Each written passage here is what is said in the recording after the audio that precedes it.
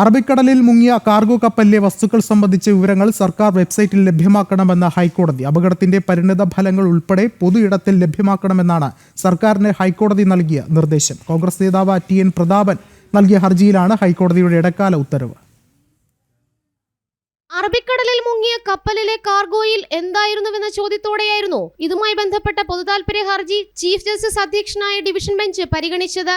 Cargo മുങ്ങിയതിന്റെ പരിണിത ഫലങ്ങൾ, കപ്പലിൽ അപകടകരമായ വസ്തുക്കൾ ഉണ്ടായിരുന്ന വസ്തുക്കളുടെ വിശദാംശങ്ങൾ എന്നിവ വെബ്സൈറ്റിൽ 2 ആഴ്ചയ്ക്കകം സർക്കാർ ലഭ്യമാക്കണമെന്നും ഡിവിഷൻ ബെഞ്ച് നിർദ്ദേശിച്ചു. ജനജീവിതത്തെ ബാധിക്കുന്ന വിഷയമാണെന്ന് ചൂണ്ടിക്കാട്ടിയ ഹൈക്കോടതി കപ്പൽ അപകടം സമുദ്ര തീരദേശ പരിസ്ഥിതിയെ ബാധിക്കുന്നതാണെന്നും വ്യക്തമാക്കി.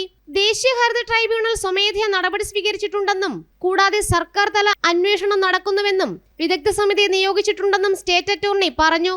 കപ്പൽ അപകടത്തിന് പിന്നാലെ എന്തൊക്കെ നടപടികൾ സ്വീകരിച്ചുവെന്ന് കേന്ദ്ര സർക്കാരും ഷിപ്പിംഗ് ഡയറക്ടർ ജനറലും കോസ്റ്റ് ഗാർഡും അറിയിക്കണമെന്നുകൂടി ഹൈക്കോടതി നിർദ്ദേശിച്ചു. കപ്പൽ അപകടം സമുദ്ര തീരദേശ പരിസ്ഥിതിയെ എങ്ങനെ ബാധിക്കുമെന്നതടക്കം സർക്കാർ വ്യക്തമാക്കണം.